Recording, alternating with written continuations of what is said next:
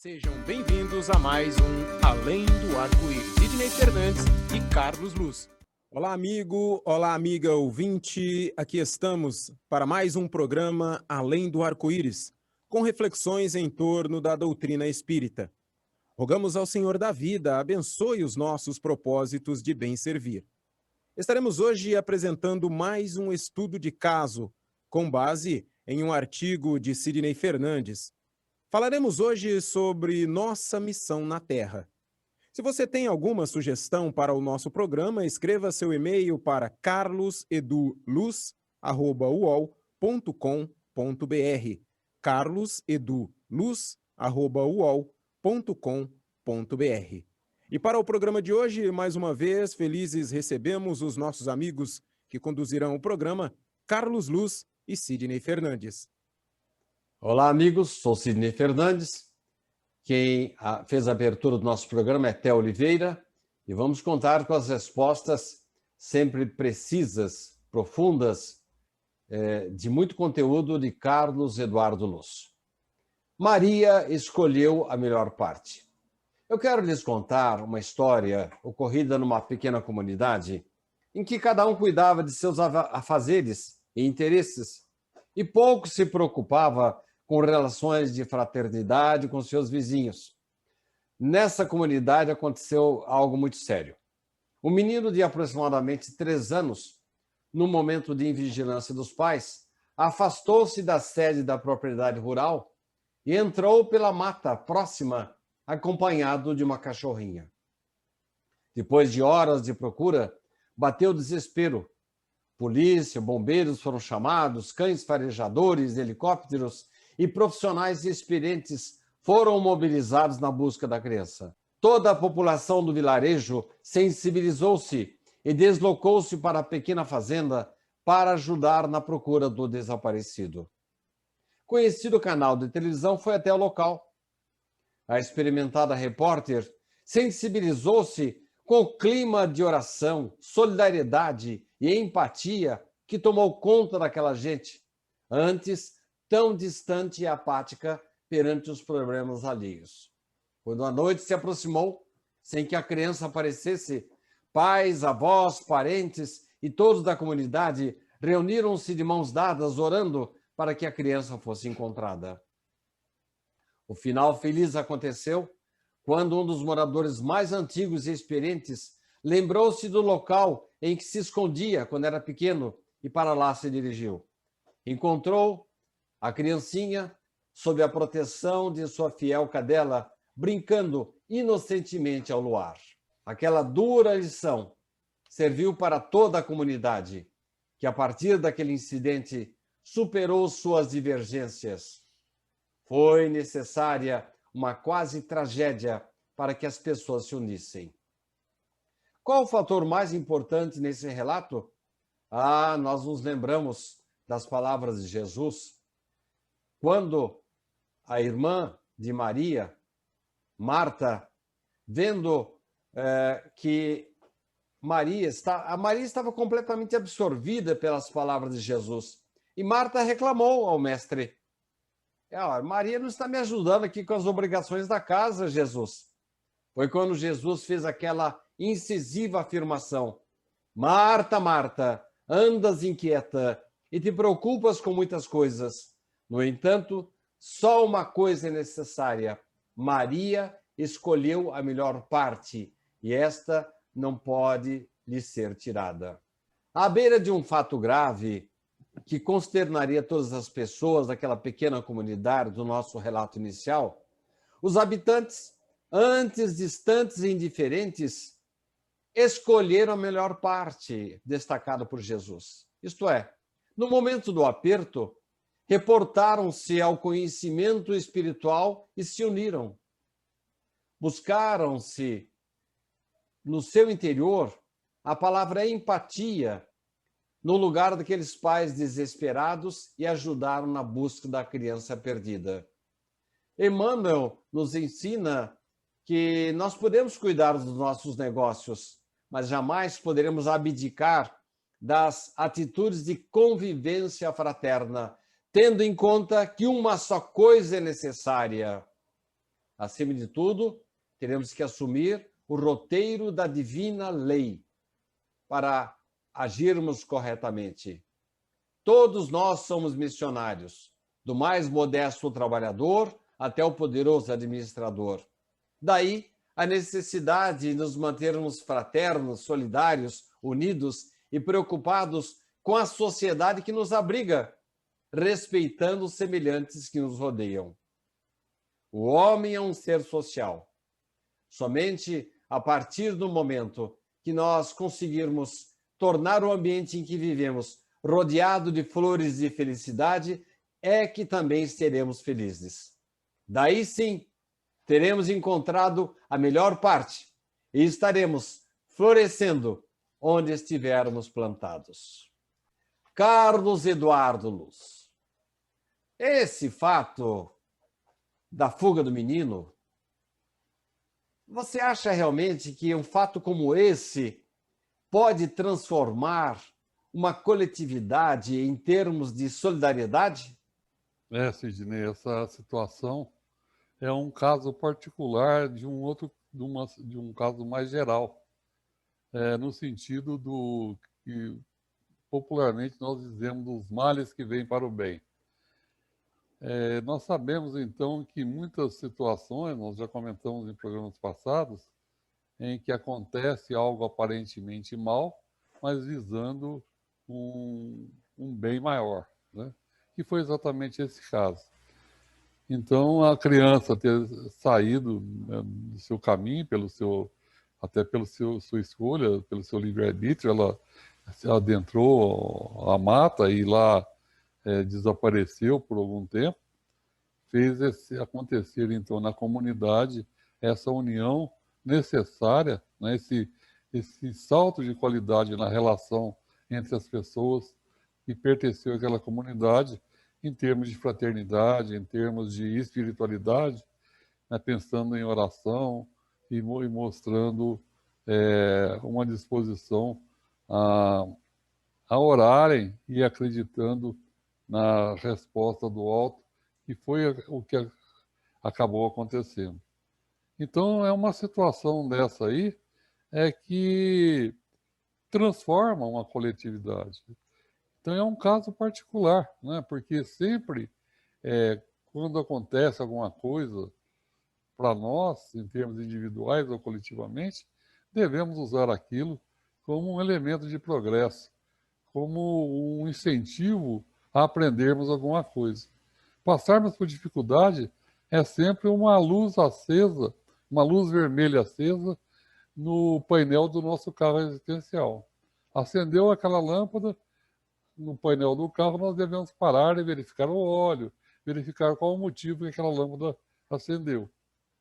Assim também, na escola da vida, quando passamos por dificuldades, devemos, então, fazermos uma reflexão e percebermos o que poderíamos e deveríamos mudar em termos de atitude, em termos de praticar o bem, em termos de ajustarmos o nosso proceder à maneira como Jesus nos ensinou no seu Evangelho.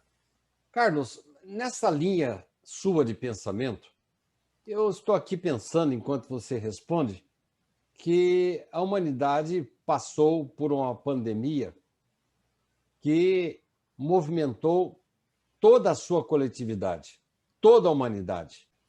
Nesse caso, você reafirma essa sua observação? A pandemia trouxe benefícios para a humanidade em termos evolutivos, Carlos? Como tudo que acontece, né, segundo a lei de destruição, né, tão bem detalhada no Livro dos Espíritos, né, e várias outras obras básicas também ela é referenciada. Então, ela acontece exatamente para produzir esse impulso de evolução e de progresso. Mas, às vezes, as pessoas elas demoram para cair a ficha, como diríamos, demora para percebermos que a dificuldade vem para nos ensinar a mudarmos nosso comportamento, né? Sairmos de uma visão mais materialista, mais imediatista e pensarmos em termos de espiritualidade. Num primeiro momento, às vezes, o sofrimento faz na pessoa, traz para a pessoa um pensamento de revolta. Mas esse pensamento de revolta, a pessoa vai perceber, com o passar do tempo, que ele vai a piorar o seu problema, aumentar o seu sofrimento. E assim, mais cedo ou mais tarde, todos acabaremos por compreender que devemos mudar, devemos ajustar, então, o nosso pensamento, o nosso entendimento a uma nova ordem, um novo valor. Então, a previsão no médio, curto e longo prazo dessa pandemia é trazer uma evolução para a humanidade, uma evolução moral, né? Pensarmos em termos espirituais, pensarmos em termos de fraternidade, pensarmos em termos de equidade, onde os bens e as riquezas devem ser melhor distribuídos, não por imposição legal, mas sim por uma questão de consciência na sociedade em que vivemos. Ô Carlos, você, como sempre, traz comparações bem interessantes. Mas isso que você disse aí não é fácil, né? A gente fazer uma reflexão, olhar lá no passado, coisas que aconteceram há meses, anos, e ficar pensando o que eu aprendi com aquele momento difícil. Será que eu estou trazendo isso para agora e aplicando na minha vida? Aí vem aquela pergunta indefectível relacionada com as coisas com as quais Marta estava preocupada.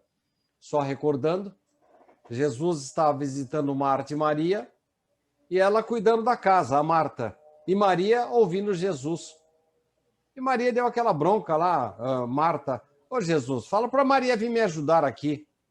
Carlos, ainda dentro dessa digressão sua sobre a pandemia que assolou todo o planeta Terra a partir do ano de 2019, como é que nós temos que proceder? Nós vamos cuidar da parte material, vamos buscar o medicamento, a vacina, ou vamos cuidar das coisas espirituais, como Maria escolheu? Há um meio termo? Temos que mesclar as duas coisas ou fazer só uma delas? Qual que é a sua opinião, Carlos? É interessante, Sidney, que nós somos corpo e alma, né? O corpo é o veículo que transporta a nossa alma, o nosso espírito. E ele deve estar sadio, ele deve ser atendido em suas necessidades de alimentação, de saúde, né? Então, parte nossa é espiritual, parte nossa é material. Então, nós devemos cuidar das duas partes. Como você bem falou, a questão está exatamente em dosarmos o meio termo. Que se nós cairmos para o lado material, nós seremos materialistas e terminaremos a nossa jornada reencarnatória sem sabermos o que fazer depois de desencarnado, para onde ir, né? Estaremos apegados às coisas da matéria. Por outro lado, se a pessoa só pensar na parte espiritual, ela se torna um fanático e as necessidades materiais estão aí. A gente vê que a pandemia atinge tanto as necessidades de evolução espirituais, fazendo as pessoas buscarem mais a parte espiritual, incluindo aí a fraternidade. Mas, por outro lado, também surgem situações práticas em termos de economia, né? Existe a necessidade de alimentar a população, de produzir vacinas, de produzir medicação. Então, esse é um aspecto material. Então, deve tanto a humanidade, em termos coletivos, quanto nós, em termos individuais, dosarmos a proporção de nossa dedicação à parte material e à parte espiritual, então. Carlos, você na sua resposta agora falou em solidariedade. O nosso objetivo aqui na Terra é esse? Além do nosso aperfeiçoamento, ou até fazendo parte do nosso aperfeiçoamento, é nós desenvolvermos a empatia, a sensibilidade com a dor do outro, que de uma certa forma vão impulsionar a solidariedade? Esse é o nosso objetivo aqui na Terra, Carlos? O nosso objetivo seria a evolução, mas o nosso meio de atingir essa evolução, nós temos à nossa disposição instrumentos, ferramentas. E uma grande ferramenta é exatamente essa aí, né? Cuidar do outro, nos sensibilizarmos com a dor do outro. Tem uma maneira que nós temos de vencer o egoísmo que nós trazemos de herança do nosso evoluir como princípios espirituais na animalidade. Então, a tendência nossa é concentrarmos em nós todos os benefícios, todos os bens, todo querer para nós, todo o bem possível. Sendo que isso aí, esse pensamento, entre aspas, vem então da animalidade. E nós, como seres humanos, desenvolvendo então a nossa sensibilidade, o nosso afeto, o nosso amor ao próximo, servindo o próximo, cuidando do próximo, é então a maneira de nós neutralizarmos esse egoísmo endêmico que nós temos em termos de humanidade e que deve ser suprimido, porque a nossa meta de evolução é nós termos a perfeição dos anjos. E na perfeição angelical existe bondade, existe o servir, né? Não existe espaço para o egoísmo. Então, fazermos então o bem ao próximo, cuidarmos da solidariedade, está trabalhando em nós o combate ao egoísmo e desenvolvendo em nós a sensibilidade, sentimentos amorosos, sentimentos sublimes, superiores. Então, esse é o motivo principal. Carlos, você falou na sua resposta anterior que a necessidade de recursos. Nós temos que encontrar meios para atingir a evolução. E um dos meios seria realmente você preocupar-se com o outro.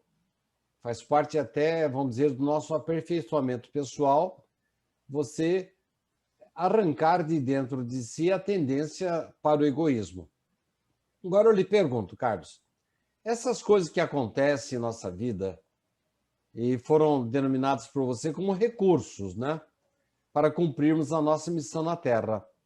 Esses recursos, essas situações, essas doenças, esses problemas, esses entraves, foram todos eles programados por nós mesmos ou as coisas vieram goela abaixo, Carlos?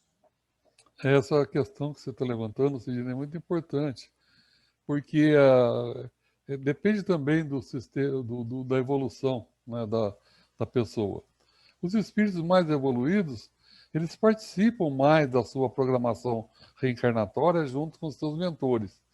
Enquanto que aqueles espíritos mais imaturos, eles não têm ainda uma visão do que seja melhor para eles, então os protetores espirituais decidem por eles quais as dificuldades, quais os problemas que eles passarão na encarnação, que tipo de doença terão, doença crônica, as dificuldades que eles terão, para trabalhar uma determinada faceta, né, da sua personalidade, da sua individualidade, né?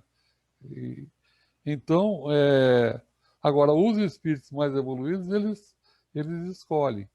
E muitos deles escolhem provas difíceis, né? No caso de Jesus, por exemplo, ele escolheu, ele não tinha que resgatar nada, ele não tinha que espiar nenhuma prova aqui, passou por grande sofrimento por escolha dele, para que com esse sofrimento ele mostrasse a resignação, mostrasse a adesão de sua vontade à vontade do Pai. Então esse grande exemplo de Jesus é o motivo dele ter passado por aquelas dificuldades, pelo sofrimento, que ele foi uma escolha exclusivamente dele. E aí vai também uma outra questão, né? Deus não castiga, né? Não existe castigo. Então nós escolhemos as nossas dificuldades, as nossas provações, em função das nossas necessidades evolutivas. Carlos, você falou aí no maior missionário que já passou pela Terra, o espírito mais perfeito, a missão mais importante que um ser humano já teve na história da humanidade, que foi a vinda de Jesus. Carlos, existem missões assim mais importantes como missões menos importantes? Existe, em termos absolutos, sim, mas em termos relativos, a missão ela vem no grau da importância da necessidade evolutiva daquele espírito. A gente diz que Deus não coloca cargas pesadas em ombros frágeis. Então, se for dado a um espírito que não tem competência, capacidade para desenvolver aquele programa, passar por aquela dificuldade, ele vai sucumbir. Então, para cada espírito que aqui está, as dificuldades que ele passa, os problemas que ele passa, estão na justa medida da sua necessidade evolutiva. Daí a gente nunca deve comparar as nossas dificuldades com de outras pessoas. Pensar, puxa, fulano tem tantas facilidades na vida e eu passo por grandes dificuldades, tudo que eu tento é difícil, é complicado. São escolhas que fizemos antes de reencarnarmos, com certeza. E aquelas dificuldades que nós temos é exatamente para desenvolver a nossa musculatura moral e intelectual necessária para o nosso progresso, para o nosso, na nossa academia, né, espiritual, aqui onde nós desenvolvemos essa musculatura intelectual e moral.